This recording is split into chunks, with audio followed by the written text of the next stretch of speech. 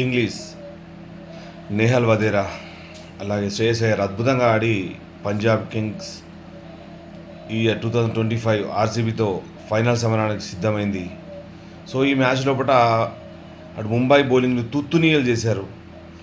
మరి ఇక్కడ ఈ గ్రౌండ్లో సెకండ్ బ్యాటింగ్ చేస్తూ చాలు మ్యాచ్ గెలవడం చాలా కష్టం అని ఒక రికార్డు ఉంది. బట్ ఆ రికార్డును బ్రేక్ చేశారు.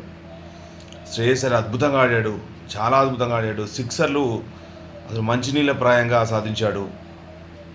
అసలు బుమ్రా, బోల్ట్, అశ్విని కుమార్ ఎవరిని వదలలేదు.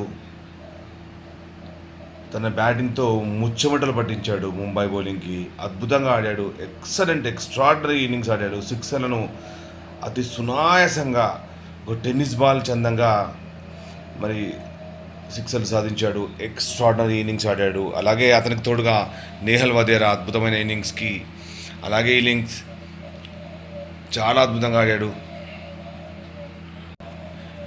ఇంగ్లీష్ కూడా మంచి పార్ట్నర్షిప్ సాధించారు. ఇద్దరు కూడా నేహల్ వదేరా, ఇంగ్లీష్ ఇద్దరు కూడా మంచి పార్ట్నర్షిప్ సాధించారు. ఆ తర్వాత చివర్లో వికెట్లు పడిపోయినా కొన్ని డాట్ బాల్ వచ్చిన కొన్ని నో బాల్స్ రావడం, అలాగే వైడ్స్ వేయడం.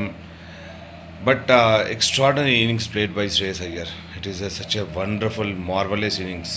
సిక్సర్లు చాలా సునాయాసంగా సాధించి పంజాబ్ కింగ్స్ని 2025 ఫైనల్కి చేర్చాడు.